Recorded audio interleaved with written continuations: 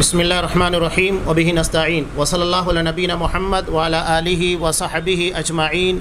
ومن تبعہم بإحسان الی یوم الدین وبعد. قال اللہ تبارک وتعالی یا ایہا الذین آمنوا لا ترفعوا اصواتکم فوق صوت النبی ولا تجهروا له بالقول كجهر بعضكم لبعض ان تحبط اعمالكم وانتم لا تشعرون. وقال النبی صلی اللہ علیہ وسلم من سب نبیا من الانبیاء فاقتلوه رواہ الطبرانی فی المعجم الصغیر. تمام قسم کی تعریفات اللہ رب العالمین وحدہ لا شریک کے لیے لائق و زیبا ہے، جو ساری کائنات کا تنہا خالق و مالک ہے، اور بے شمار درود و سلام ہو اللہ کے آخری نبی جناب کریم محمد رسول اللہ صلی اللہ علیہ وسلم کی ذات مقدسہ پر. یوٹیوب کے توسط سے سننے والے تمام ہی سامعین و سامعات،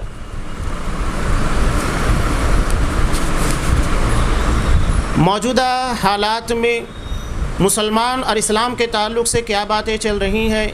اس کے بارے میں ہر مسلمان بلکہ غیر مسلم بھی اچھی خاصی واقفیت رکھتا ہے. اس تناظر میں ایک اہم موضوع جو حالات حاضرہ کی مناسبت سے ہے، یہ حیدرآباد کے ہمارے برادر محترم محمد عبدالرزاق اور ان کے ساتھی محمد اطہر وغیرہ ان کی ٹیم کے ذریعے یہ جو موضوع منتخب کیا گیا ہے کہ ناموس رسالت کے لیے احتجاج اور منہج سلف، یہ بہت اہمیت رکھتا ہے کہ ہم کوئی بھی کام کرے، مسلمان کا ہر عمل قرآن و حدیث کے تابع ہوتا ہے، چاہے وہ خوشی والا ہو غم والا ہو، چاہے اس میں محمد رسول اللہ صلی اللہ علیہ وسلم کی محبت ہو، اطاعت و فرما برداری ہو، یا آپ کی ذات کا دفاع ہو. کوئی چیز قرآن و حدیث سے ہٹ کر نہیں ہو سکتی. یہ بات صحیح ہے کہ نبی کریم صلی اللہ علیہ وسلم نے ارشاد فرمایا لا یؤمن احدکم حتی اکون احب الیہ من والدہ وولدہ والناس اجمعین، کہ تم میں کا کوئی شخص اس وقت تک مومن نہیں ہو سکتا جب تک کہ میں اس کے نزدیک تمام لوگوں سے زیادہ محبوب نہ بن جاؤں. بلکہ حضرت عمر فاروق رضی اللہ تعالیٰ عنہ نے کہا تھا کہ اللہ کا رسول، آپ میرے نزدیک دنیا کی تمام چیزوں سے زیادہ محبوب ہیں، لیکن سوائے میری اپنی ذات کے. اللہ کے رسول صلی اللہ علیہ وسلم نے کہا کہ عمر ابھی تمہارا ایمان مکمل نہیں ہوا. انہوں نے کہا کہ آپ میرے نزدیک میری جان سے بھی زیادہ عزیز تر ہیں. تب آپ صلی اللہ علیہ وسلم نے کہا کہ عمر اب تمہارا ایمان مکمل ہوا. اور یہ ایمان کا تقاضا ہے کہ آپ صلی اللہ علیہ وسلم کی شان میں اگر کوئی گستاخی کرے تو ہمارے دل میں تکلیف پہنچتی ہے، اور ہمارے ایمان کو اس کے بنیاد کے پر تکلیف ہوتی ہے. اور ہر وہ زندہ دل مومن جس کے دل میں محمد رسول اللہ صلی اللہ علیہ وسلم کی محبت ہے، وہ یقیناً آپ صلی اللہ علیہ وسلم کی شان میں گستاخی کو برداشت نہیں کر سکتا. لیکن آپ صلی اللہ علیہ وسلم نے ایک بات یہ بھی ارشاد فرمائی لا یؤمن احدکم حتی یکون ہواہ تبعا لما جئت بہ، کہ تم میں کا کوئی شخص اس وقت تک مومن نہیں ہو سکتا جب تک کہ وہ اپنی خواہشات کو میری لائی ہوئی شریعت کے تابع نہ کر دے. تو ایسے میں ہماری خواہشات ایسے موقع کے پر خصوصیت کے طور کے پر ہمارے جذبات کے تابع نہیں ہونا چاہیے، بلکہ وہ آپ صلی اللہ علیہ وسلم کی شریعت کے تابع ہی رہنا چاہیے. یہ بہت اہم مطالبہ ہے جو آپ صلی اللہ علیہ وسلم نے کیا. چنانچہ آپ صلی اللہ علیہ وسلم کے انہی فرامین کی روشنی میں کہ محبت آپ صلی اللہ علیہ وسلم کی سب سے شدید ہو، آپ اللہ تبارک و تعالیٰ کے بعد سب سے شدید محبت ایک مومن کو محمد رسول اللہ صلی اللہ علیہ وسلم سے کرنی چاہیے. لیکن یہ بات بھی یاد رہے، ملحوظ خاطر رہے کہ ہماری خواہشات، ہمارے تمام تر معاملات آپ صلی اللہ علیہ وسلم کی لائی ہوئی شریعت کے تابع ہوں. جس طرح کہ ہم آپ صلی اللہ علیہ وسلم کی محبت میں غلو کرنے والے اور آپ صلی اللہ علیہ وسلم کی محبت میں عید میلاد یا دیگر بدعات اور خرافات کے منانے والوں کو بدعتی اور آپ کی شریعت سے ہٹا ہوا کہتے ہیں، وہیں ہمیں اس بات کے پر بھی توجہ دینا چاہیے کہ کہیں ہم آپ صلی اللہ علیہ وسلم کے دفاع میں اور آپ کی محبت میں غیر مسلموں کے تعلق سے کوئی ایسا عمل اختیار نہ کرے جو شریعت کے خلاف ہو اور ہمیں انحراف کی طرف لے کر جائے۔ چنانچہ ہم چند باتیں اسی تناظر کے اندر بیان کریں گے، اور اللہ سے دعا ہے کہ اللہ تبارک و تعالی مجھے حق بات کو کہنے کی توفیق دے، اور اس کے بعد تمام سننے والوں کو بھی جو باتیں قرآن و حدیث کی روشنی میں انشاءاللہ میں بیان کرنے جا رہا ہوں اس کے ذریعے فائدہ پہنچائے۔ نبی کریم صلی اللہ علیہ وسلم کی عزت و احترام، آپ کی محبت اپنی جگہ پر مسلم ہے، یہ تمام مسلمان جانتا ہے، اور میں نے جیسا کہ حدیث بھی آپ کے سامنے پیش کی کہ تم میں کا کوئی شخص اس وقت تک مومن نہیں ہو سکتا جب تک کہ میں اس کے نزدیک تمام لوگوں سے زیادہ محبوب نہ بن جاؤں۔ چنانچہ اس حدیث کا تقاضا ہے کہ آپ صلی اللہ علیہ وسلم سے اللہ تبارک و تعالیٰ کے بعد سب سے شدید محبت کرنا چاہیے۔ قرآن مجید نے اس بارے میں پہلے ہی وضاحت کر دی کہ جس طرح ہر سچائی کے خلاف کچھ باطل قوتیں کھڑی ہوتی ہیں، ایسے ہی سچائی کے علمبردار یعنی انبیاء کرام اور رسول اعظام، ان کے خلاف بھی بڑی بڑی طاقتیں شیاطین الانس والجن لگے رہے، اور برابر ان کے مشن کو ناکام کرنے کے لیے، ان کی دعوتوں کو بے حیثیت کرنے کے لیے، دعوت کے اثرات کو کم کرنے کے لیے کوششیں کرتے رہے۔ چنانچہ ہم دیکھتے ہیں کہ آپ صلی اللہ علیہ وسلم نے جب سب سے بہترین چینل جو کہ مکہ کے اندر کوہ صفا کی پہاڑی تھی، صفا کی پہاڑی پر آپ صلی اللہ علیہ وسلم کھڑے ہوئے، اور وہاں پر آپ نے لوگوں کو دین اسلام کی طرف دعوت دی۔ سب سے پہلے آپ کی دعوت توحید کے پر پتھر برسانے والا، اس میں رکاوٹیں ڈالنے والا نبی کریم صلی اللہ علیہ وسلم کا چچا ابو لہب تھا،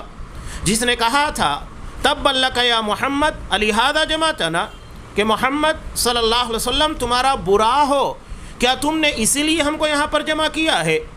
تاکہ ایک اللہ کی عبادت کی طرف لوگوں کو دعوت دی جائے؟ اس کے رد میں اللہ نے پوری سورہ نازل کی جو قیامت تک ہر مومن پڑھتا رہے گا اور ابو لہب کی تباہی اور بربادی کا پیغام سناتا رہے گا۔ کہا کہ تبت یدا ابی لہب و تب، کہ آپ صلی اللہ علیہ وسلم کا ستیہ ناش نہ ہو، آپ صلی اللہ علیہ وسلم کے ہاتھ نہیں ٹوٹیں گے، بلکہ ابو لہب خود تیرے ہاتھ ٹوٹنے والے ہیں، تیرا ستیہ ناش ہونے والا ہے۔ اور ہوا بھی، اللہ نے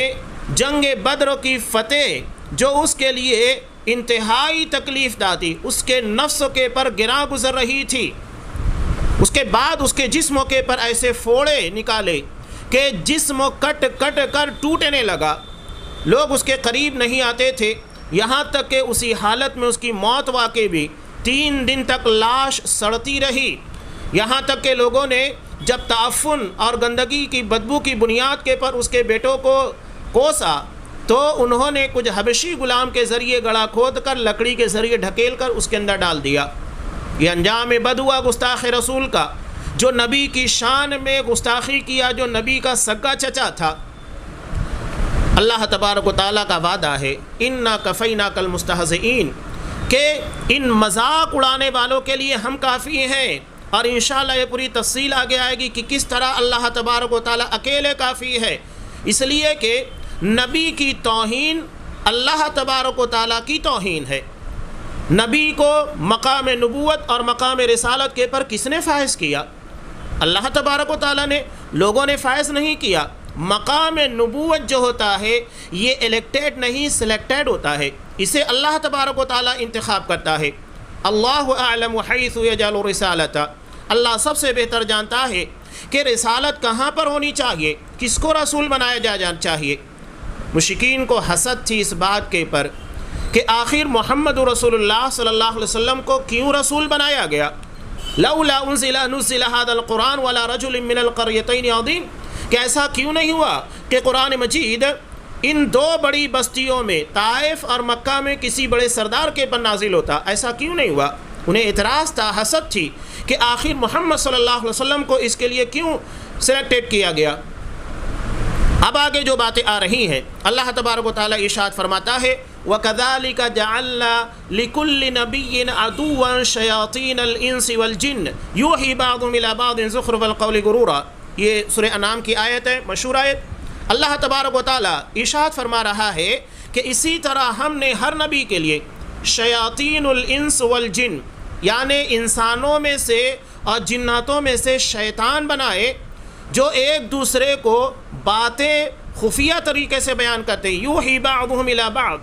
خفیہ طریقے سے ایک دوسرے سے باتیں بیان کرتے ہیں، باتوں کو شیئر کرتے ہیں. اور آج بھی آپ دیکھیے جتنے باطل ہیں یہ ایک دوسرے سے کنیکٹڈ ہیں، ملے ہوئے ہیں. ایسا نہیں ہے کہ علیحدہ ہیں. دنیا کی جتنی باطل قوتیں، اسلام مخالف طاقتیں ہیں، یہ اسلام کے خلاف یکجٹ ہیں، گرچہ ان کا دین جدا جدا ہے اور ان لوگوں کی فکر جدا جدا ہے، لیکن ان لوگوں کی دشمنی واحد ایک ہی دین سے ہے اور وہ دین اسلام ہے. قرآن مجید نے کہا کہ شیاطین الانس والجن ایک دوسرے سے رابطے میں رہتے ہیں، کانٹیکٹ میں رہتے ہیں اور ایک دوسرے سے باتیں شیئر کرتے ہیں کہ کس طرح اسلام اور مسلمانوں کو مٹایا جائے، ان کے خلاف سازشیں رچی جائے. یہ آپس میں کنیکٹڈ ہیں، ایک دوسرے سے رابطے میں ہیں، تعلق بنائے ہوئے ہیں، ساری باتیں شیئر ہو رہی ہیں. آج بھی ہم جو دیکھ رہے ہیں کہ چند لوگوں نے جو بیانات دیے، ایسا نہیں ہے کہ یہ چند افراد ہیں جو ہمارے سامنے نظر آ رہے ہیں، یہ تو صرف ایک چہرہ ہے جو ہمارے سامنے دکھائی دے رہا ہے. حقیقت میں ایک پوری لابی ہے جو کام کر رہی ہے کہ کس طرح اسلام اور مسلمانوں کو بدنام کرنے، ان کو مٹانے کی سازشیں رچی جائیں، اور یہ انہی کی سازش کا ایک حصہ ہے. میں آگے انشاءاللہ تفصیل کے ساتھ کچھ باتیں اس تناظر میں مزید بیان کروں گا تاکہ جو باتیں آج ہمارے سامنے آ رہی ہیں اس کا صحیح طور کے پر ہم کس طرح دفاع کر سکیں اور کس طرح ہم ان باتوں کے مقابلے میں حقانیت کو، دین اسلام کی سچائی کو پیش کر سکیں. آگے اللہ تبارک و تعالیٰ ارشاد فرماتا ہے قَدْ نَعْلَمُ إِنَّهُ لَيَحْزُنُكَ الَّذِي يَقُولُونَ، ہم کو پتہ ہے کہ یہ لوگ جو باتیں آپس میں کرتے ہیں، آپ کے تعلق سے بولتے ہیں، اس سے آپ کے دل کو تکلیف پہنچتی ہے. آپ صلی اللہ علیہ وسلم بھی انسان تھے، ان لوگوں کی باتوں کا اثر آپ صلی اللہ علیہ وسلم پر ہوا کرتا تھا، تو آپ صلی اللہ علیہ وسلم کو تکلیف ہوتی. قرآن نے کہا کہ ہم کو پتہ ہے کہ اللہ تبارک و تعالیٰ بتا رہے ہمارے علم میں ہے، یہ مت سمجھو کہ ان لوگوں کی خفیہ سازشیں اور یہ جو آپ کے خلاف پلاننگ کر رہے ہیں، منصوبہ بندی کر رہے ہیں، سب اللہ کے علم میں، کوئی چیز اللہ کے علم کے باہر نہیں ہے، سب اللہ جانتا ہے. الم یعلم بان اللہ یری، کہ آپ کو پتہ نہیں کہ اللہ سب دیکھ رہا ہے، وہ سب دیکھتا ہے، سنتا ہے، جانتا ہے.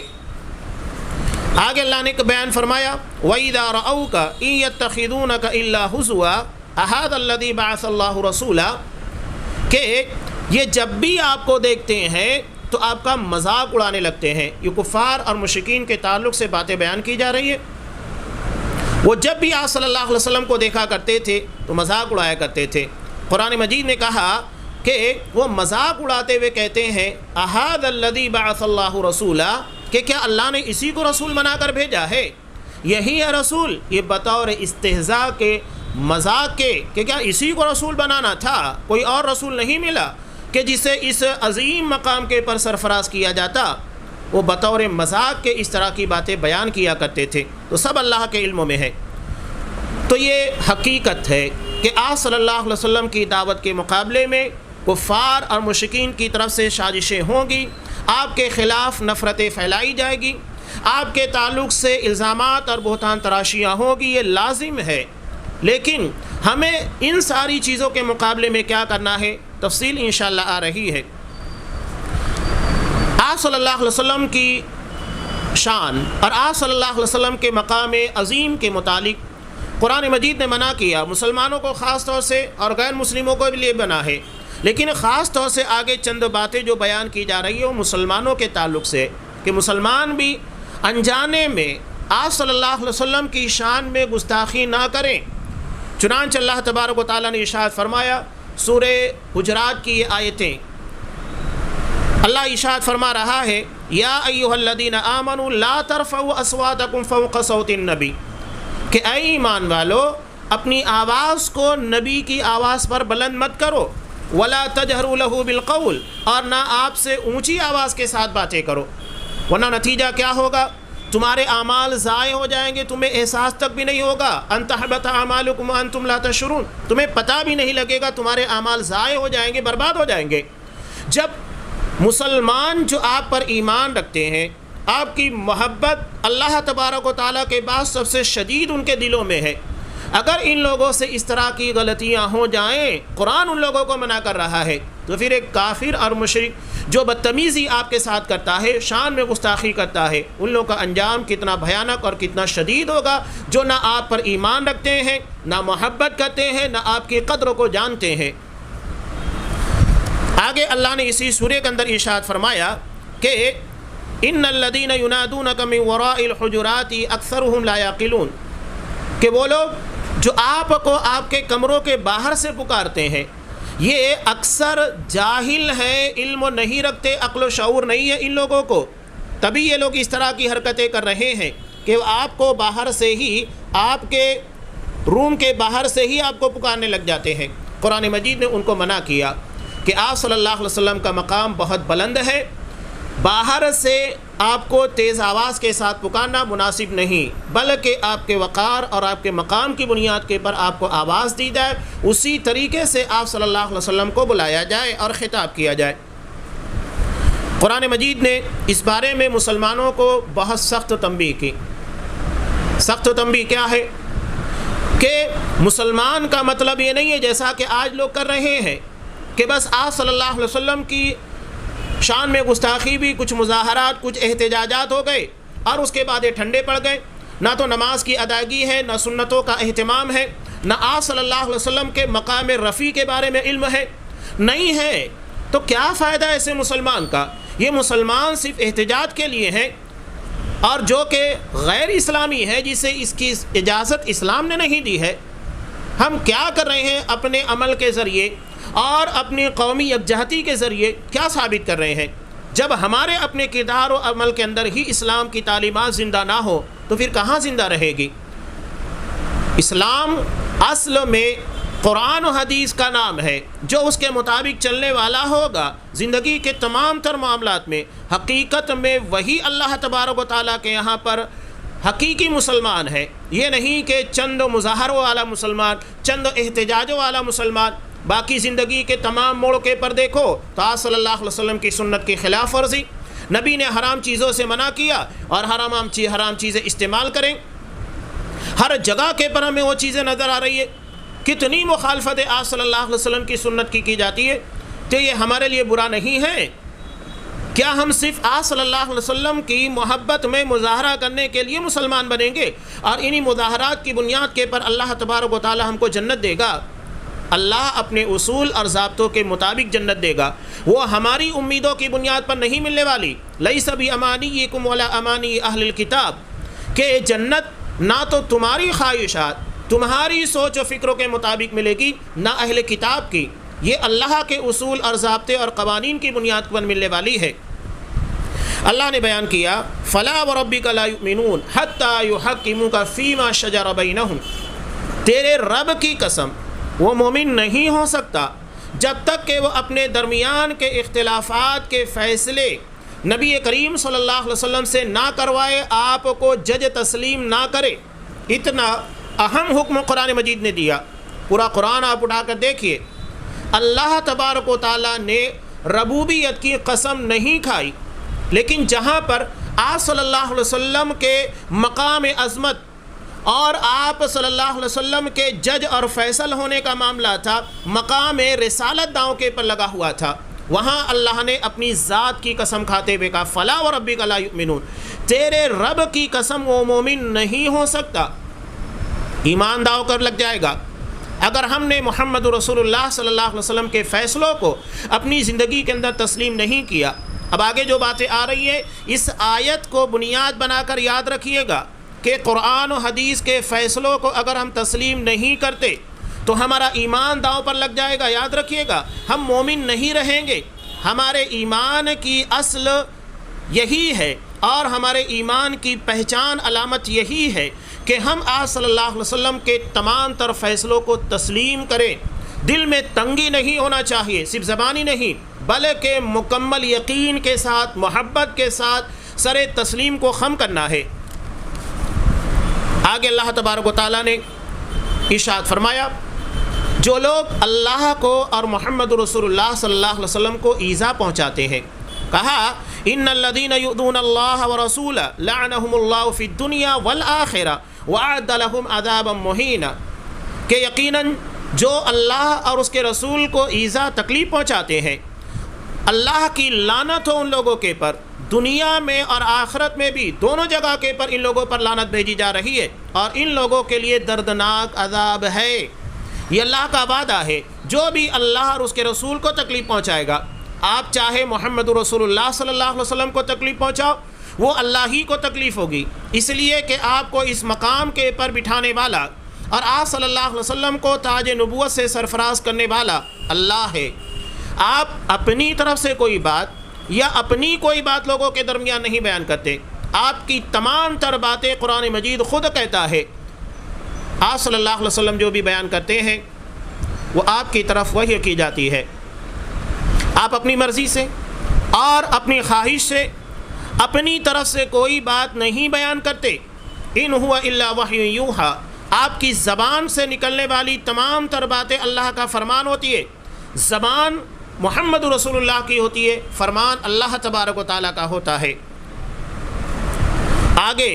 انہی آیتوں کے بعد قرآن مجید نے سورہ احزاب کے اندر بیان کیا کہ جو لوگ اس کے باوجود بھی باز نہیں آتے اور آپ صلی اللہ علیہ وسلم کو تکلیفیں پہنچاتے ہیں، کہا کہ ملعونین، یہ ملعون ہے، لعنت ان لوگوں کے پر بھیجی جا رہی ہے، اینما ثقفوا اخذوا وقتلوا تقتیلا، یہ جہاں کہیں پائے جائیں ان لوگوں کو پکڑ لیا جائے اور اس کے بعد ان کو قتل کر دیا جائے۔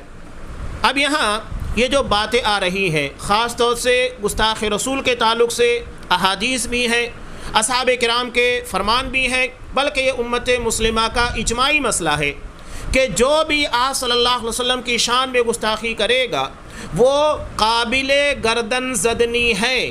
اس کی گردن کو اس کے تن کے ساتھ سلامت نہیں رکھا جائے گا، مار دیا جائے گا۔ لیکن یہ کام کون کرے گا؟ کیا ہر مسلمان کو اجازت ہے کہ اگر کوئی توہین کرے، آپ صلی اللہ علیہ وسلم کی شان میں گستاخی کرے اور یہ تلوار اٹھائے اس کی گردن مار دے؟ نہیں، اصحاب کرام نے کبھی ایسا نہیں کیا، بلکہ جب بھی ان لوگوں کو اس طرح کے حالات کا علم ہوا تو انہوں نے آپ صلی اللہ علیہ وسلم سے اجازت طلب کی۔ حضرت عمر فاروق رضی اللہ تعالیٰ عنہ کئی مقام پر، خاص طور سے حضرت حاتب بن ابی بلتع رضی اللہ تعالیٰ عنہ، جب انہوں نے بدنیتی نہیں تھی، بس یوں ہی اپنے اہل و عیال کی حفاظت کے لیے مکہ فتح کرنے کے لیے آپ صلی اللہ علیہ وسلم جو تیاریاں کر رہے تھے اس کی خبر مشرکین مکہ تک پہنچانا چاہی، اللہ نے حضرت جبرائیل علیہ السلام کے ذریعے آپ کو بتا دیا۔ چنانچہ آپ صلی اللہ علیہ وسلم نے حضرت علی، حضرت طلحہ رضی اللہ تعالیٰ عنہ ان لوگوں کو روانہ کیا اور اس خط کو واپس منگایا جو روضہ خاک کے پر ایک عورت کی چوٹی کے اندر بندھا ہوا تھا، اور اس کے بعد اس میں لکھا تھا کہ یہ حاتب بن ابی بلتع کی طرف سے مشرکین مکہ کے لیے ہے، اور جو تیاریاں مدینہ میں چل رہی تھی اس کے تعلق سے انفارمیشن تھی۔ آپ صلی اللہ علیہ وسلم نے حضرت حاتب بن ابی بلتع رضی اللہ تعالیٰ عنہ کو بلایا، اور بلانے کے بعد پہلے تحقیق کی، یہ نہیں کہ ڈائریکٹلی وہاں پر سارے پروف موجود ہیں، اس کے باوجود بھی صاحب معاملہ سے آپ نے تحقیق کی۔ تحقیق کرنے کے بعد پتہ چلا کہ ہاں انہوں نے صاف اقرار کیا کہ اللہ کا رسول یہ میں نے ہی لکھا ہے۔ اس کے بعد حضرت عمر فاروق نے کہا کہ اللہ کا رسول اجازت دیجئے میں اس کی گردن کو اڑا دوں، یہ منافق ہو گیا ہے۔ آپ صلی اللہ علیہ وسلم نے منع کیا، کہا کہ نہیں، کیا تم نے نہیں دیکھا کہ اللہ نے بدر کے شرکاء کے لیے کہا اعملوا ما شئتم قد غفرت لکم، کہ تم اب جو بھی کام کرنا ہے کرو، میں نے تمہیں بخش دیا ہے، معاف کر دیا ہے۔ اور حاتب بن ابی بلتع یہ شرکائے بدر میں سے ہے۔ اس واقعے کے بیان کرنے کا میرا مقصد صرف یہ تھا کہ صحابہ اپنی طرف سے جذبات میں آ کر کسی کی گردن نہیں مارتے تھے، وہ اجازت لیا کرتے تھے۔ تو یہاں پر بھی اس طرح کے جو احکامات ہیں یہ حاکم کی اجازت کے بغیر نہیں ہو سکتا۔ کوئی مسلمان جذباتی انداز میں انفرادی طور پر کسی کے ساتھ یہ حرکت نہیں کر سکتا۔ یہی معاملہ بائیکاٹ کا بھی ہے کہ اگر غیر مسلموں کی اشیاء کا، ان کی تجارتی سامان کا بائیکاٹ کرنا ہے تو یہ دراصل حاکم وقت کی ثواب دید کے پر منحصر ہے، وہ فیصلہ کرے گا کہ یہ عمل مناسب ہوگا یا نہیں مناسب ہوگا، یہ کرنا چاہیے کہ نہیں کرنا چاہیے۔ انفرادی طور پر ہم اس کے بارے میں ایکشن نہیں لے سکتے، جیسا کہ آج کل لوگ ماحول بنا کر رکھے ہوئے ہیں۔ اب آگے باتیں دیکھیے، احادیث کی روشنی میں نبی کریم صلی اللہ علیہ وسلم کے گستاخ سے متعلق کیا احکامات ہیں۔ امام طبرانی نے المعجم الصغیر کے اندر حضرت علی رضی اللہ تعالیٰ عنہ سے روایت کیا، نبی کریم صلی اللہ علیہ وسلم نے ارشاد فرمایا، من سب نبیا من الانبیاء فاقتلوا، کہ اگر کوئی شخص نبیوں میں سے کسی بھی نبی کو، کسی بھی رسول کو گالی دے، اس کی شان میں گستاخی کرے، اسے مار دو۔ یہ گستاخ رسول کی سزا نبی کریم صلی اللہ علیہ وسلم نے طے کی ہے، اور یہ صرف آپ صلی اللہ علیہ وسلم کے تعلق سے نہیں، بلکہ کسی بھی نبی کے بارے میں آپ نے کہا، نبی من الانبیاء، کسی بھی نبی کو اگر وہ گالی دیتا ہے، اس کی شان میں گستاخی کرتا ہے، اس کو مار دو۔ یہ آپ صلی اللہ علیہ وسلم کا حکم ہے۔ اس کے بعد دوسری روایت جسے امام ابو داؤد رحمۃ اللہ علیہ نے نقل کیا، حضرت ابو برزہ رضی اللہ تعالیٰ عنہ بیان کرتے ہیں کہ میں حضرت ابو بکر صدیق رضی اللہ تعالیٰ عنہ کے پاس تھا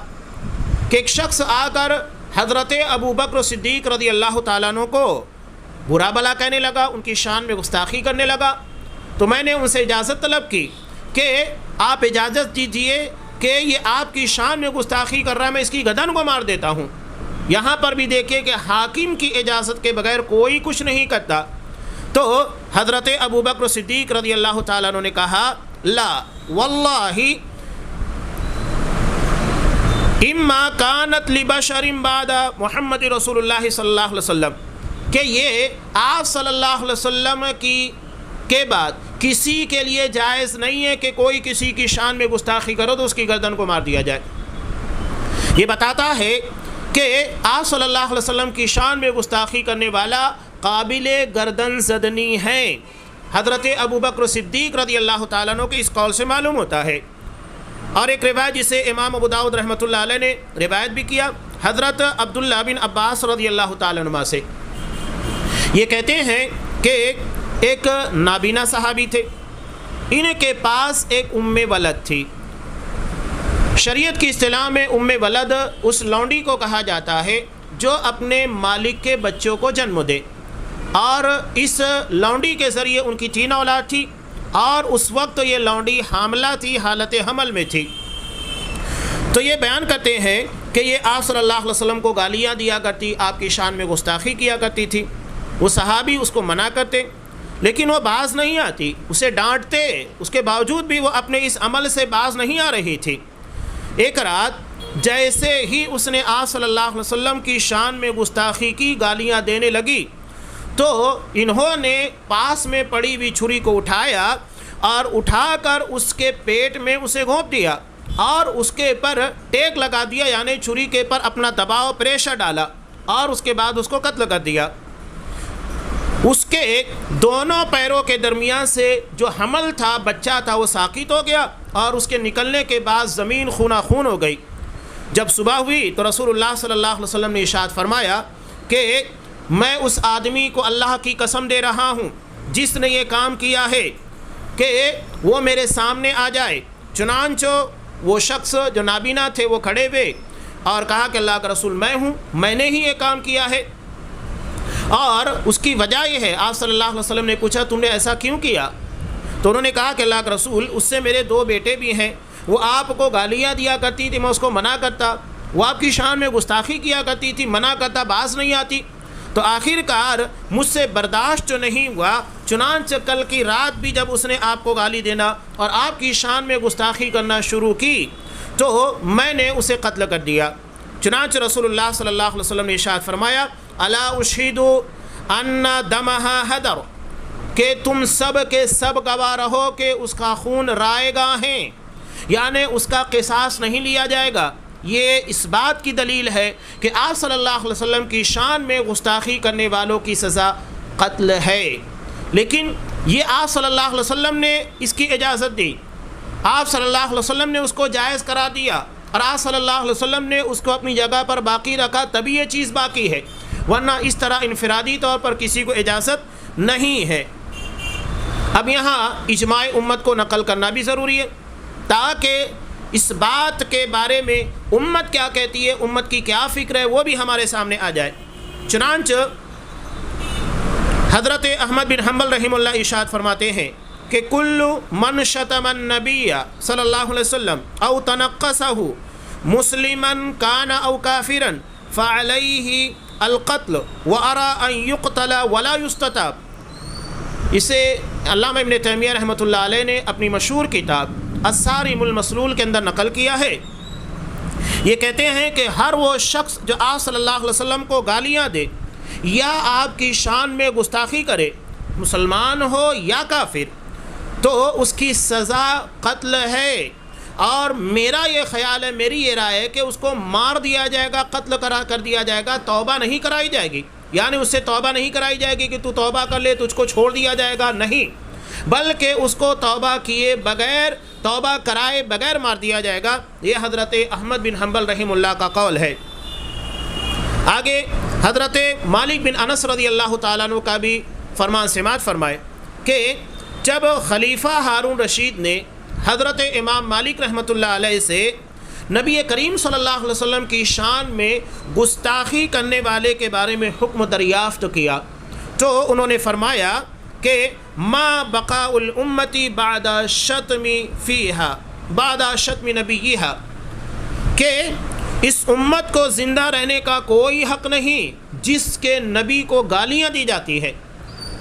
کتنا اہم معاملہ ہے جو حضرت امام مالک بیان کر رہے ہیں۔ اس امت کے فرد کو جینے کا حق باقی نہیں رہتا ہے،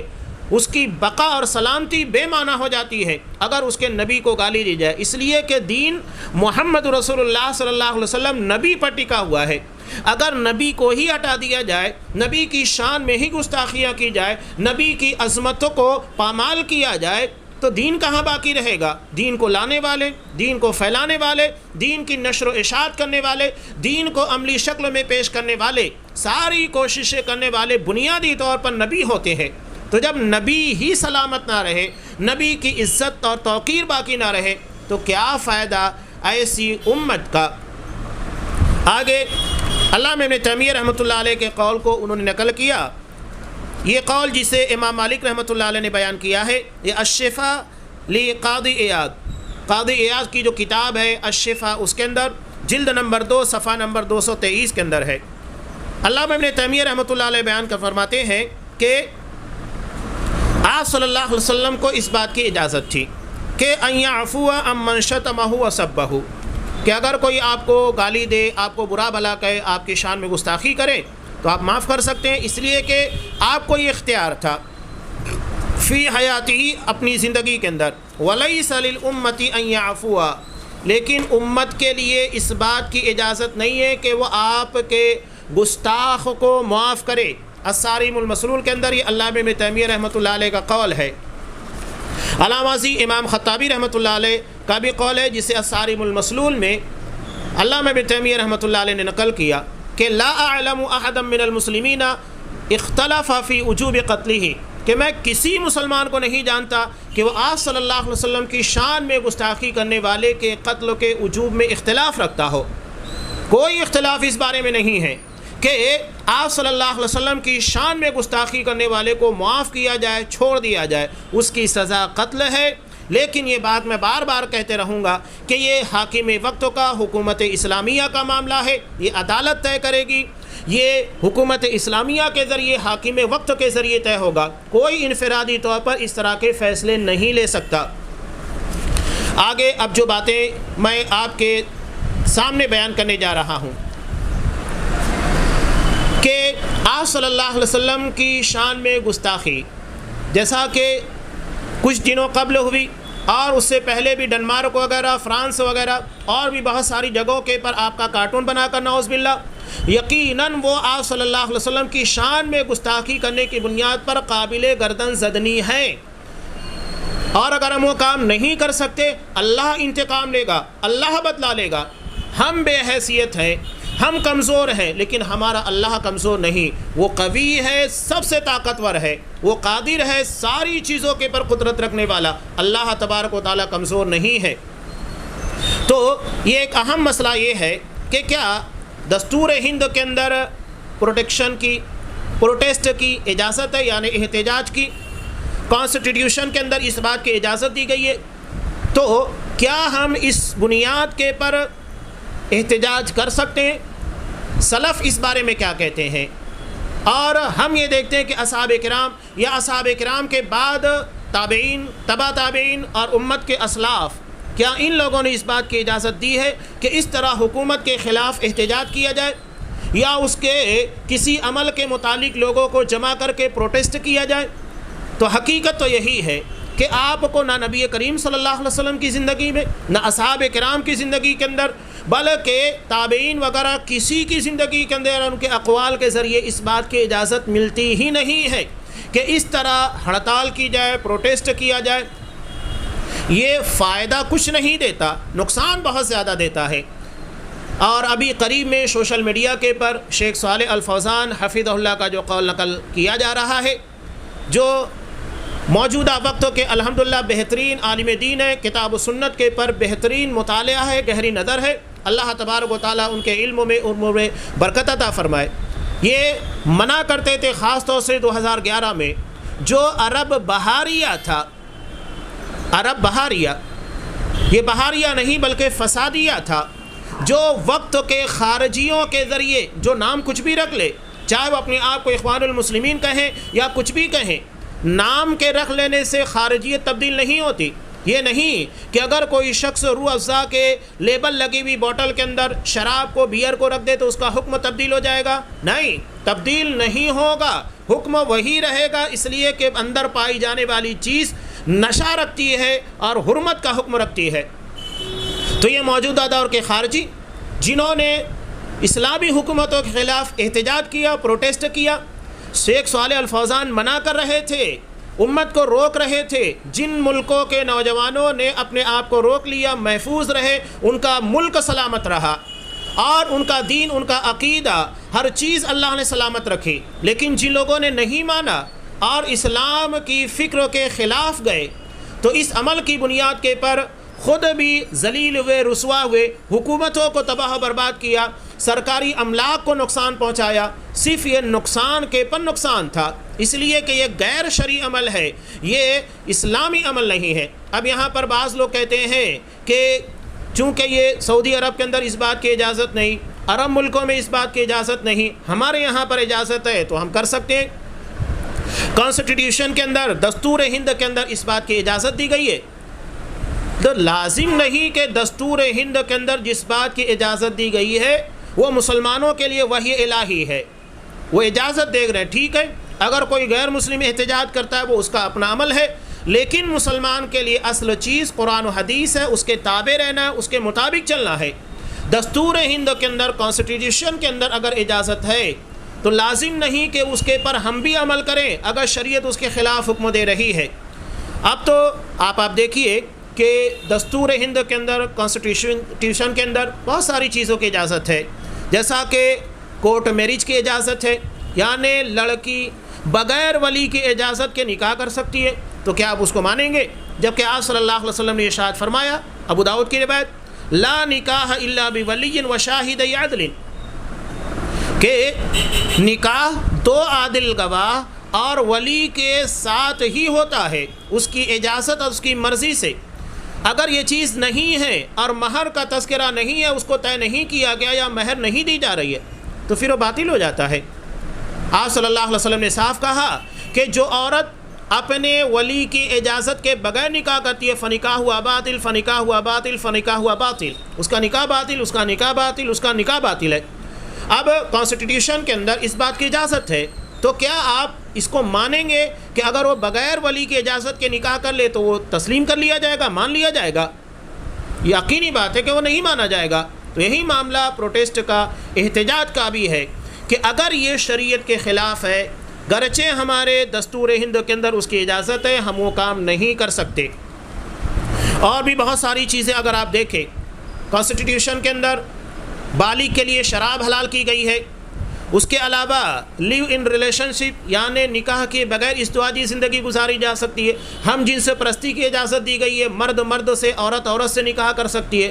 تو کیا یہ ساری اجازتیں ہیں تو ہم ان ساری اجازتوں کو دستور ہند کی بنیاد کے پر مان لیں گے، وہ ہمارے دین کا حصہ بن جائے گی اور مسلمان اس کے پر عمل کرنے لگ جائیں گے تو مجرم نہیں بنیں گے؟ تو یہ لازم نہیں کہ اگر وہ چیز دستور ہند کے اندر ہے تو تمام مسلمان اس کو مانیں۔ اصل چیز یہ ہے کہ کیا وہ ہماری شریعت سے مطابقت رکھتی ہے یا نہیں۔ مطابقت رکھتی ہے تو ٹھیک ہے، ورنہ اس کو تسلیم نہیں کیا جائے گا۔ دنیا میں چاہے وہ عرب ممالک ہو، مسلمان ہندوستان کے اندر رہنے والے، چین کے اندر رہنے والے، امریکہ کے اندر رہنے والے، یورپ میں کہیں پر بھی رہنے والے، ان تمام لوگوں کا منہج، ان تمام لوگوں کا دین، عقیدہ ایک ہی ہے۔ یہ نہیں کہ چین میں رہنے والے مسلمانوں کے لیے احکامات جدا ہیں، ہندوستان میں رہنے والوں کے لیے جدا، سعودی عرب کے اندر رہنے والوں کے لیے جدا، امریکہ کے اندر رہنے والوں کے لیے جدا، نہیں، اس بات کی اجازت نہیں ہے۔ سارے لوگوں کے لیے دین ایک ہی نازل ہوا ہے۔ ٹھیک ہے، حالات کی مناسبت کی بنیاد کے پر کچھ احکامات کے پر عمل نہیں ہو سکتا، ایک الگ مسئلہ ہے۔ جیسا کہ میں مثال دے رہا ہوں کہ ہندوستان کی بعض ریاستوں کے اندر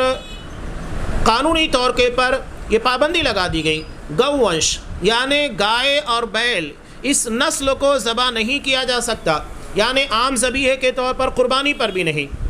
یہ وقتی پابندی ہوتی ہے، تو اس بنیاد کے پر اگر کوئی مسلمان اس کو نہیں ذبح کرتا ہے، اس کی قربانی نہیں کرتا ہے،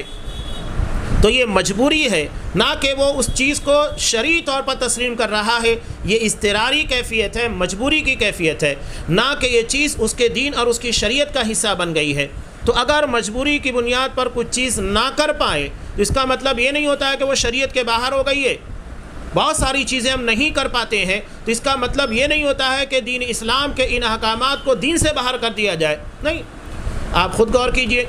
بیماری کی حالت میں ہم کھڑے ہو کر نماز نہیں پڑھ پاتے تو کیا کھڑے ہو کر نماز پڑھنا ساقط ہو جائے گا؟ ایک اضطراری مجبوری کی کیفیت ہے، حالات کے اعتبار سے حکم جدا ہو چکا ہے۔ لیکن یہ پروٹیسٹ جو کیا جاتا ہے اس کے نقصانات بڑے ہیں۔ میں اس کی ایک مثال یہی دوں، اصحاب کرام جب نبی کریم صلی اللہ علیہ وسلم سے سوال کر رہے تھے، یسألونک عن الخمر والمیسر، لوگ آپ سے شراب اور جوئے کے بارے میں سوال کر رہے تھے، قرآن مجید نے کتنا پیارا جواب دیا، فیہما اثم کبیر ومنافع للناس، اس میں گناہ بہت زیادہ ہے اور فائدہ بہت کم ہے۔ ٹھیک ہے، فائدے کے اعتبار سے ہم پروٹیسٹ کو، احتجاج کو لیتے ہیں کہ ہماری آواز حکومت کے ذمہ داران تک پہنچتی ہے، ان کے پر پریشر آتا ہے، دباؤ آتا ہے، لیکن کتنا آتا ہے کتنا نہیں آتا ہے سب کو پتہ ہے۔ اتنے احتجاجات کے باوجود بھی کیا ہوتا ہے سب کو پتہ ہے۔ اور اس طرح کے معاملات میں یہ امت مسلمہ کے ذمہ داران، اللہ نے جن کو سمجھ اور شعور عطا کی ہے، ان کا معاملہ ہوتا ہے یہ طے کریں۔ اب ہندوستان کے اندر ہونے والے احتجاجات، اس کے پر آپ خود غور کر سکتے ہیں کہ خاص طور سے ہندوستان میں جتنے فسادات ہوئے اس کی ایک بنیادی وجہ احتجاج تھا، پروٹیسٹ تھا۔ اور قریب میں بھی آپ نے دیکھا کہ جمعہ کے روز ایک افواہ پھیلا دی گئی، سوشل میڈیا کے پر وائرل کر دیا گیا، اس کی تحقیق نہیں کی گئی بند کے تعلق سے۔ اور اس کے بعد میں نے ایک مضمون پڑھا تھا، ابو حنظلہ ندوی صاحب کوئی تھے، بہت پیاری بات انہوں نے لکھی کہ جب اس کے بارے میں وضاحت آ چکی مسلم پرسنل لا بورڈ کی کہ ہم نے احتجاج کرنے یا بند کرنے کے بارے میں کچھ بھی نہیں کہا ہے، وضاحت آ چکی ہے، علماء کی طرف سے آ چکی، تو پھر یہ ہوا کیسے؟ ارے بات جو قابل غور ہے کہ احتجاج جہاں پر ہوا یہ پکے علاقے تھے۔ عام طور سے آپ پکے علاقوں میں دیکھیے، وہاں پر آپ کو پتھر ہے، اینٹ کے ٹکڑے نظر نہیں آئیں گے، لیکن تصویریں بتاتی ہے کہ وہاں پر بہت سارے اینٹ کے ٹکڑے تھے، پتھر وغیرہ تھے۔ یہ آئے کہاں سے؟ اس کا مطلب یہ کوئی سازش تھی جو اس احتجاج کے نام کے پر مسلمانوں کے خلاف رچی گئی، اور نوجوان پیش نظر آ رہا تھا۔ قوم کے بزرگ و طبقے ذمہ داران یہ نہیں آگے تھے، جبکہ اللہ تبارک و تعالیٰ نے ارشاد فرمایا کہ وَإِذَا جَاءَهُمْ أَمْرٌ مِّنَ الْأَمْنِ أَوِ الْخَوْفِ أَذَاعُوا بِهِ، کہ لوگوں کے پاس جب امن یا خوف کے متعلق کوئی بات آتی ہے اس کو لوگوں کے درمیان شائع کر دیتے ہیں، جس کو ہم آج کی زبان میں کہیں گے کہ وہ لوگ سوشل میڈیا کے پر اس کو پھیلا دیتے ہیں، اذاعوا بِهِ۔ جبکہ قرآن مجید نے کہا وَلَوْ رَدُّوهُ إِلَى الرَّسُولِ وَإِلَى أُولِي الْأَمْرِ مِنْهُمْ، اگر وہ رسول اور اول الامر یعنی جو صاحب معاملہ ہے، ذمہ داران ہے جماعت کے، تنظیم کے، قوم کے، ان لوگوں کی طرف پہنچا دیتے تو بہتر ہوتا۔ وہ اس کی تہ تک پہنچتے اور یہ اندازہ لگاتے اور یہ جج کرتے کہ اس کے پیچھے کیا راز ہے، کیا ایکشن لینا چاہیے۔ یہ اہم باتیں ہیں۔ تو شراب کی طرح ہی احتجاج کے، پروٹیسٹ کے نقصانات زیادہ ہیں، فائدے بہت کم۔ اسی بنیاد کے پر شیخ صالح الفوزان نے حفظہ اللہ نے اس سے منع کیا، کہا کہ ان چیزوں کے پر مسلمانوں کو توجہ نہیں دینا چاہیے۔ اور پھر ہمیں کرنا کیا چاہیے جب یہ ساری چیزیں ہوتی ہیں؟ آپ صلی اللہ علیہ وسلم کی شان میں گستاخی ہو رہی ہے، یقینی بات ہے کہ ہر مسلمان کا سینہ دکھتا ہے، دل میں درد اٹھتا ہے۔ تو کرنا کیا ہے؟ میں نے شروع میں بیان کیا، شریعت نے ہم کو جو کہا ہے وہ کرنا ہے۔ ہم اپنے اعتبار سے کچھ نہیں کر سکتے تو ٹھیک ہے، ہم نبی ایک خاص بات یہاں پر میں بیان کروں کہ باطل جب جھوٹ پھیلانے سے باز نہیں آتا تو ہمیں سچ کو بیان کرنے سے باز نہیں آنا چاہیے، کوشش کرنا چاہیے کہ سچ کو لوگوں کے درمیان لائیں۔ وہ اپنے چینلوں کو، اپنے ذرائع کو استعمال کرتے ہوئے جھوٹ پھیلاتے ہیں، ہم کوشش کریں کہ وہاں تک اپنے افراد کو پہنچا کر صحیح باتوں کو، آپ صلی اللہ علیہ وسلم کی سیرت کو، حقانیت کو، جو اعتراضات ہو رہے ہیں اس کے جوابات کو پہنچائے۔ یہ ہے۔ اور ایک بات تو یاد رکھیے، عام طور سے کہا بھی جاتا ہے کہ نجاست کو نجاست کے ذریعے نہیں صاف کیا جاتا ہے، پیشاب کو پیشاب سے نہیں دھلا جائے گا بلکہ پانی سے دھلا جائے گا۔ تو ہمیں اس طرح کی گندگیوں کو اور آپ صلی اللہ علیہ وسلم کے تعلق سے پھیلائے جانے والی ان خرافات کو اچھائیوں سے بہترین تعلیمات کے ذریعے، بہترین جوابات کے ذریعے دھونا ہوگا، تاکہ غیر مسلموں کے ذہن و دماغ کے اندر جو شکوک و شبہات اور آپ صلی اللہ علیہ وسلم کے تعلق سے جو غلط فہمیاں ہیں انہیں دور کیا جائے۔ یہ اصل چیز ہے۔ آپ کی محبت کے اظہار کے ساتھ آپ صلی اللہ علیہ وسلم کے تعلق سے جو غلط فہمیاں ہیں وہ دور کرنا ہماری ذمہ داری ہے۔ یہی ہے کہ آپ کی ذات سے متعلق جو بھی غلط فہمیاں اس کا دفاع کیا جائے۔ فَعَزَّرُوهُ وَنَصَرُوهُ، آپ صلی اللہ علیہ وسلم کو تقویت پہنچائی جائے اور آپ صلی اللہ علیہ وسلم کی مدد کی جائے۔ مدد یہی ہے کہ صحیح باتیں لوگوں تک آپ صلی اللہ علیہ وسلم کے متعلق پہنچائی جائے۔ یہ ہماری اپنی ذمہ داری ہے۔ ایسے حالات میں ہمیں کیا کرنا چاہیے؟ میں نے بتایا کہ جو غلط ہے اس کو صحیح طور پر پیش کیا جائے، عملی طور کے پر آپ صلی اللہ علیہ وسلم کی اطاعت و فرما برداری کریں۔ یہ ہمارے لیے اصل ہے۔ ایک مسلمان کے تعلق سے غیر مسلم اس کے کردار، اس کے عمل کو دیکھتا ہے۔ قرآن و حدیث بہت کم لوگ ہوتے ہیں جو وہاں تک رسائی حاصل کرتے ہیں، ان کی پہلی نظر اسلام کے متعلق مسلمانوں کے کردار و عمل پر ہوتی ہے۔ چنانچہ ہماری تجارت اسلامی ہونا چاہیے، ہمارے کردار، ہمارے سماج اور معاشرے کے اندر ہمارا رہن سہن سب اسلامی ہونا چاہیے، کہ جب ایک غیر مسلم ان چیزوں کو دیکھے تو جو غلط فہمیاں اس کے ذہن و دماغ کے اندر ہے وہ باہر نکل جائے۔ میں ایک واقعہ آپ کے سامنے بیان کر رہا ہوں۔ حضرت ثمامہ بن اسال رضی اللہ تعالیٰ عنہ طائف کے سردار تھے۔ آج ہم دیکھ رہے ہیں کہ جس طرح غیر مسلموں کے دماغ میں، ذہن کے اندر زہر بھرا جا رہا ہے، ان کے دماغوں میں زہر بھرا گیا تھا، غلط فہمی تھی۔ چنانچہ آپ صلی اللہ علیہ وسلم کے تعلق سے، ازواج مطہرات کے تعلق سے کافی اناپ شناپ باتیں بیان کیا کرتے تھے۔ آپ صلی اللہ علیہ وسلم نے کتنے ذہین تھے، آپ صلی اللہ علیہ وسلم کی ذہانت دیکھیے۔ انہیں قیدی بنا کر مسجد نبی کے اندر بلا لیا، 3 دن تک رکھا تھا، صرف خیریت پوچھتے اور چلے جاتے۔ اور وہ بھی کہا کرتے تھے کہ اگر آپ مجھے مارنا چاہتے ہیں تو یہ مت سمجھو کہ میرا انتقام لینے والا کوئی نہیں، بہت لوگ ہیں، بہت تلواریں جو آپ کے خلاف اٹھے گی، اور اگر آپ میرے ساتھ احسان کر کے چھوڑ دیں گے تو یہ مت سمجھو کہ میں اتنا گیا گزرا ہوں کہ آپ کے احسان کا بدلہ نہیں دوں گا، اور اگر آپ مجھے قیدی بنا کر، بندی بنا کر کچھ روپیاں حاصل کرنا چاہتے تو مانگو، کیا قیمت ہے، پوری قیمت آپ کو ادا کی جائے گی۔ آپ کچھ نہیں کہتے۔ 3 دن کے بعد انہیں آزاد کر دیا۔ عجب رہائی تھی، عجب اسیری تھی کہ جب آپ نے آزاد کیا تو وہ غلام بن چکے تھے۔ سیدھے گئے، غسل کیا، آپ صلی اللہ علیہ وسلم کے پاس آئے، کلمہ پڑھا، کہا کہ اللہ کے رسول، آج سے پہلے میری نظر میں سب سے برا چہرہ اگر کسی کا تھا تو وہ آپ کا تھا، لیکن اب ایمان لانے کے بعد، ذہن و دماغ کے اندر جو غلط فہمیاں تھیں ان کے نکل جانے کے بعد،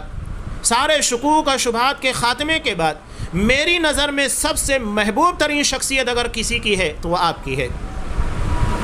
آپ صلی اللہ علیہ وسلم نے کتنے حکیمانہ طریقے سے انہیں کے ذہن و دماغ کے اندر جو شکوک و شبہات تھے ان کا خاتمہ کیا۔ نتیجہ کیا ہوا؟ ایک بدترین دشمن آپ صلی اللہ علیہ وسلم کا سب سے جانثار ساتھی بن گیا۔ تو ہمیں غلط فہمیوں کو دور کرنا ہے۔ ان کے ذہن و دماغ کے اندر جو غلط فہمیاں تھیں وہ دیکھ لیے، ختم ہو گئی۔ ہمارا کام بھی یہی ہے کہ اپنی تجارت کے ذریعے، کردار کے ذریعے آپ صلی اللہ علیہ وسلم کی شان میں جو گستاخیاں کی جا رہی ہے، اسلام اور مسلمانوں کے تعلق سے جو بدنامیاں کی جا رہی ہیں، اس کے صفائے کی کوشش کریں۔ اب یہاں ایک اہم بات میں آپ کو بتاتا چلوں کہ اللہ تبارک و تعالیٰ آپ کا انتقام لینے کے لیے کافی ہے۔ چنانچہ ایک بہت اہم واقعہ جسے امام ابن حجر رحمۃ اللہ علیہ نے نقل کیا، الدرر الکامنہ فی اعیان المئۃ الثامنہ، اس کے اندر کہ 8ویں صدی ہجری میں ایک منگول جو انتہائی امیر ترین شخص تھا، نصرانیت یعنی عیسائیت کو قبول کر لیا، اس کے استقبال میں نصارہ اور منگول کے بڑے لوگوں کی ایک جماعت حاضر ہوئی۔ اب وہیں پر ایک شخص نے آپ صلی اللہ علیہ وسلم کی شان میں گستاخی کی۔ وہاں پر ایک شکاری کتا بندھا ہوا تھا، وہ اسے برداشت نہیں، وہ سیدھے اس کے پر حملہ کرتا ہے۔ لوگوں نے بیچ بات بچاؤ کرا کے اس کو ہٹا لیا۔ کسی نے کہا کہ شاید اس نے محمد صلی اللہ علیہ وسلم کی شان میں گستاخی کی ہے، اسی لیے کتا اس کے پر حملہ کیا۔ وہ کہنے لگا نہیں، میں نے اصل میں اس کو تھوڑا سا اکسایا تھا، چھیڑا تھا، اس وجہ سے میرے پر وہ حملہ کیا۔ اس کے بعد دوبارہ اس نے جیسے ہی آپ صلی اللہ علیہ وسلم کی شان میں گستاخی کی، یہ پھر اس کی گردن کے پر لپکا اور جگہ کے پر اس کا کام تمام کر دیا۔ تو اللہ ایک مخلوق کے ذریعے اپنے نبی کی شان میں کی جانے والی گستاخی کا بدلہ لیتا ہے۔ ایک اور اہم واقعہ میں بیان کرتا ہوں۔ شیخ الاسلام ابن تیمیہ رحمۃ اللہ علیہ بیان کرتے ہیں کہ اگر اللہ کے بندوں کے لیے گستاخ رسول پر شرعی حد نافذ کرنا ممکن نہ ہو سکے، جیسا کہ آج ہم دیکھ رہے ہیں کہ ہم یہاں پر رہتے ہوئے اس سزا کو نافذ نہیں کر سکتے، تو انہیں یہ یاد رکھنا چاہیے کہ اللہ تعالیٰ اپنے رسول کے گستاخ کا انتقام ضرور لے گا۔ جیسا کہ ابھی پیچھے ایک کتے کے ذریعے اللہ تبارک و تعالیٰ نے انتقام لیا، اب یہاں پر دیکھیے اس واقعے کے تناظر میں جو باتیں بیان کی جا رہی ہے، یہ کہتے ہیں اللہ اپنے دین کو غالب کرے گا اور جھوٹے شخص کے جھوٹ کو ظاہر کرے گا۔ اس کی تائید ایک واقعے سے ہوتی ہے جسے عادل ثقہ اور اہل علم و فقہاء نے بیان کیا ہے اور اسے بار بار آزما بھی چکے ہیں۔ وہ واقعہ یہ ہے کہ جب مسلمانوں نے شامی ساحل کے بہت سے قلعوں اور شہروں پر حملہ کرتے ہوئے رومی نصرانیوں کا محاصرہ کر لیا،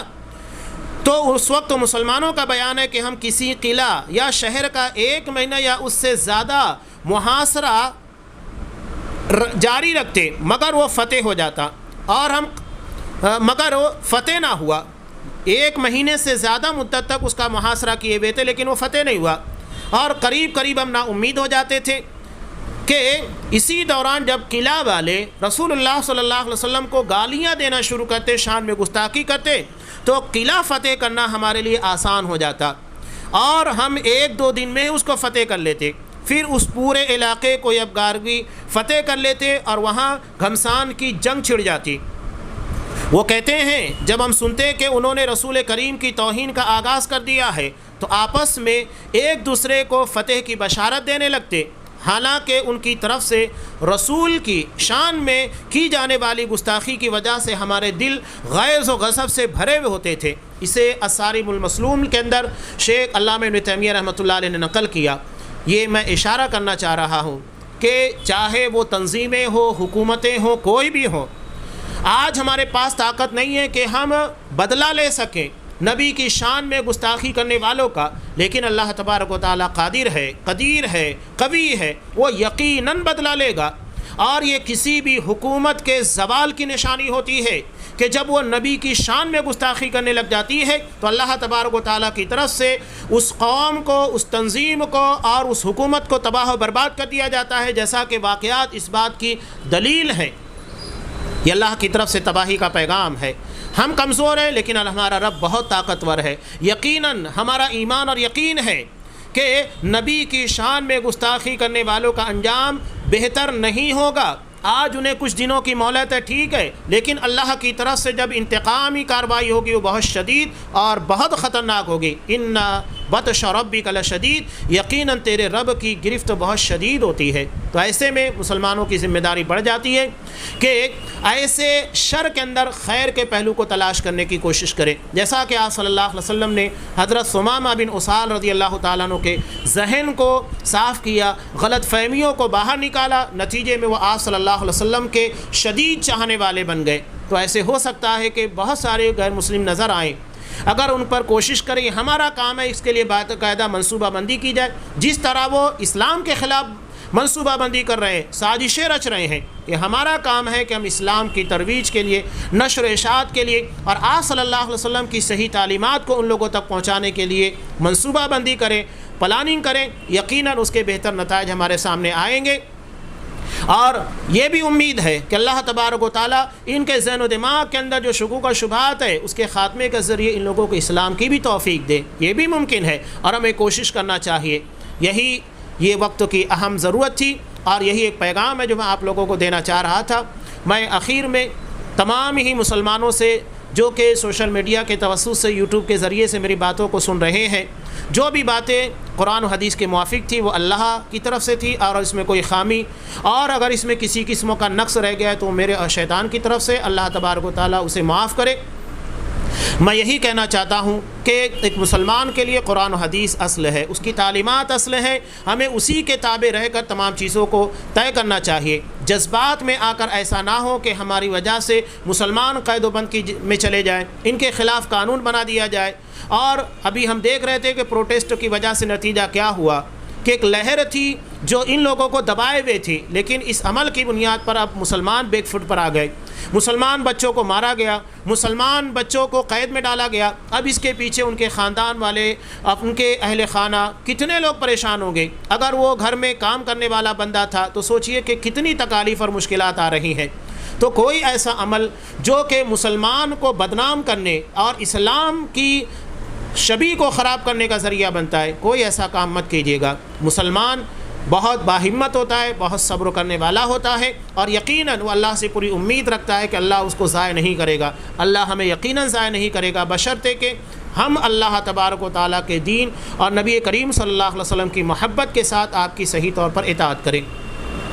میں اس اہم پروگرام کے انعقاد کے لیے ہمارے بھائی برادر